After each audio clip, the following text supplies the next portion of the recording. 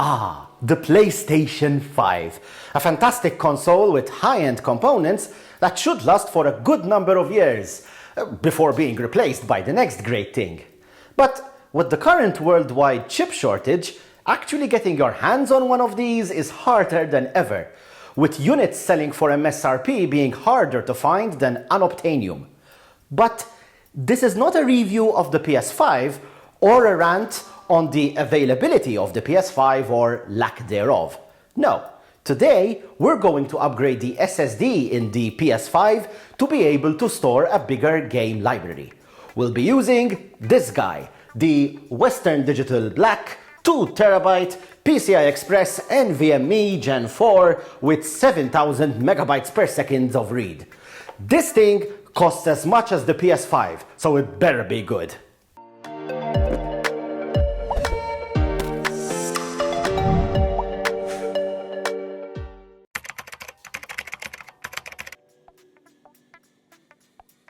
The PlayStation 5 comes with 825 gigabytes of internal storage, of which 667 gigs is available for games, meaning you can have an average of 6 or maybe 7 AAA titles installed before you need to start deleting games to make room for more.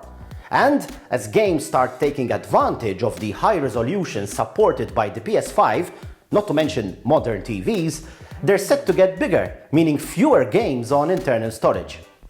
Luckily, it's relatively easy to add a solid-state drive to the PS5 for expanded storage. You must, however, make sure your drive meets compatibility requirements. This includes a PCI Express Gen 4 M.2 NVMe SSD with a capacity of between 250 gigs and 4 terabytes. It also needs to have read speeds of 5.5 gigabits per second or faster. It should have dimensions of 110 by 25 by 11.25 millimeters, including a heatsink, which is required, by the way, at least according to Sony's official compatibility list. The form factor of the drive should be 2230, 2242, 2260, 2280, or 22110. Now, the read speed of 5.5 gigabytes per second is just the minimum. Check out the link to this TechRadar article for some suggestions of good SSDs to use on your PS5.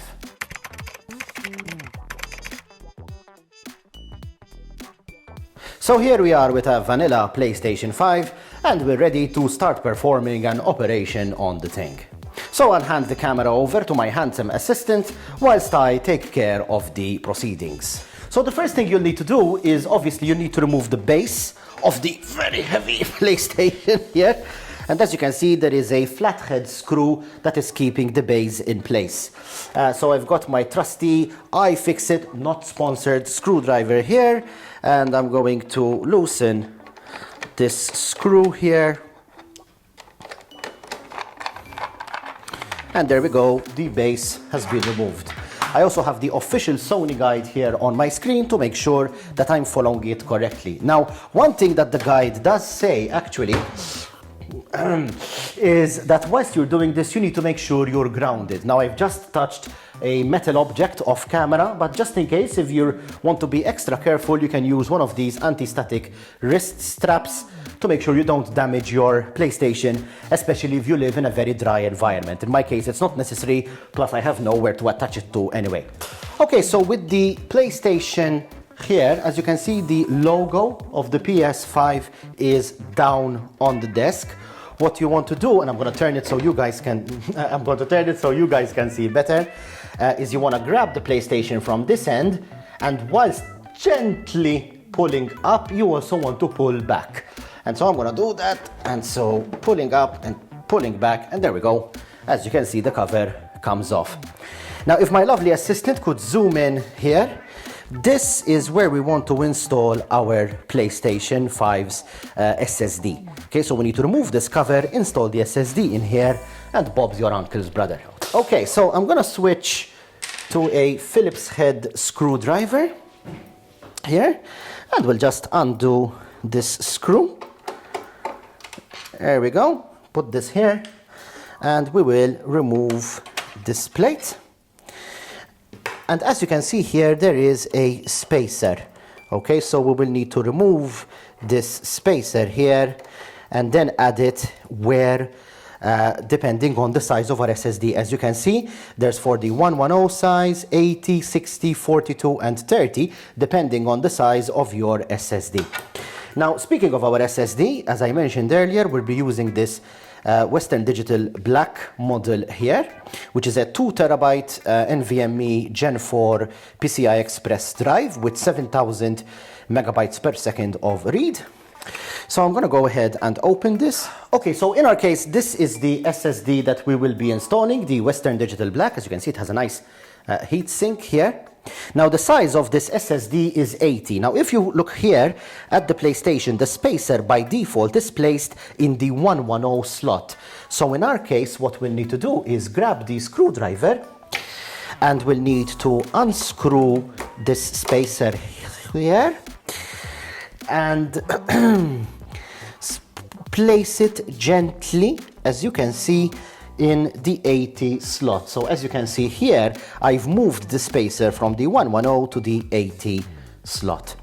Now all we need to do is insert the SSD. Now always do this at an angle and make sure that the notch on the connector of the SSD lines up with the notch you can see here in the PlayStation. I'll just move out of the way. There you go. You can see that notch there. It needs to line up. So we'll just gently insert it at, well, pretty much almost a 45-degree angle. And then we'll gently press it down, okay? And then all we need to do is get this screw that was holding down the spacer and simply replace it. So I'm just gonna go ahead and put this screw back in here.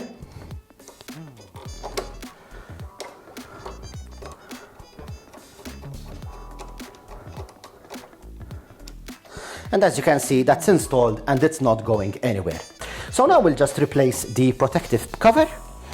So we'll just put it back again, sliding almost at a 45-degree angle. Make sure it fits snugly. And we will replace this Phillips head screw here to close the plate.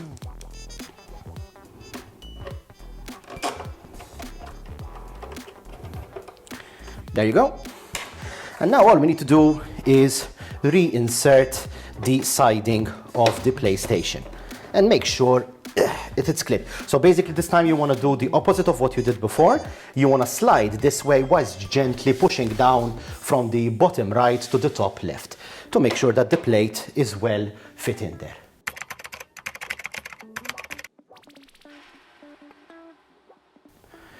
Okay, so we've got the PlayStation reassembled and reconnected to this monitor. So let's go ahead and power it on and see what happens.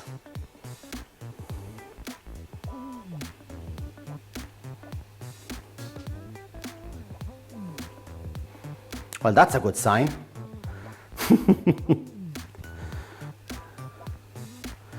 Okay, so as you can see here, to use your M.2 SSD, you need to format it. When you format your SSD, all data on it will be deleted. If you want to continue using your PS5 without formatting, turn off and remove. Okay, so let's go ahead and select the format option. And this is basically formatting the SSD, which as you can see is proceeding pretty speedily. Okay, the read speed of your M.2 SSD is as follows. And as you can see, it's detected at 6547.24 megabytes per second, which is obviously less than the 7000 megabytes per second read rated, but then again, that's in synthetic tests. Okay, to change where your games are installed, go to Settings, Storage, Installation, Location. Okie dokie.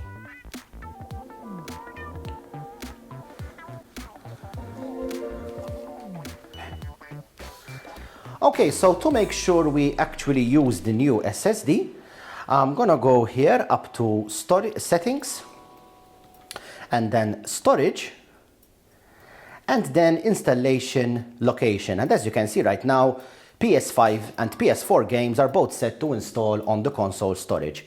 So let's say I want to install PS5 games on the new SSD. I'll just choose PS5 and choose M.2 SSD storage. And it really is as easy as that.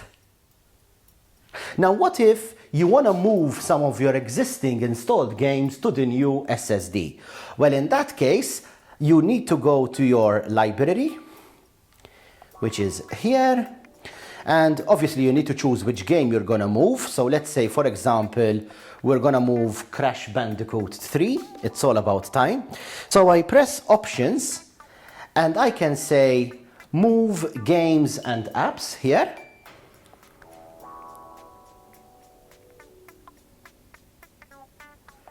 And as you can see, Crash Bandicoot is already selected. And you can see here from the right-hand side that I'm about to move it from the console storage, which is almost already full, to the M.2 SSD storage. And we'll go ahead and say move. And this is a 20 gigabyte game, and that's what I'm gonna be moving. So I'll say okay. So we're currently moving 20 gigabytes of storage from the console's SSD to the external SSD that we just installed. It can't possibly be this fast, right?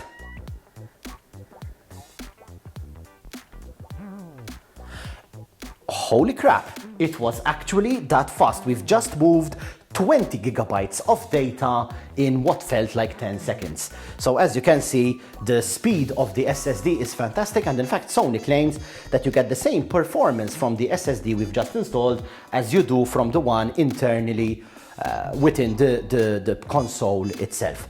And that's basically it. Super easy to set up and super easy to configure.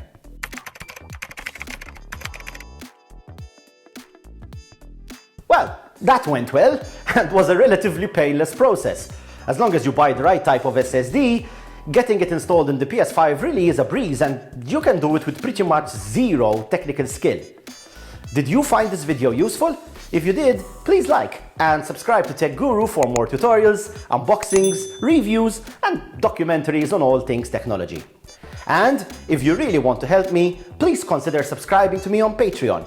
Your financial support means the world to me and helps me fund the stuff I review, as well as the equipment I use to create these videos. Remember, I'm also on Odyssey, where you can watch my videos without using YouTube. I hope you found this video useful, and until next time, thanks for watching.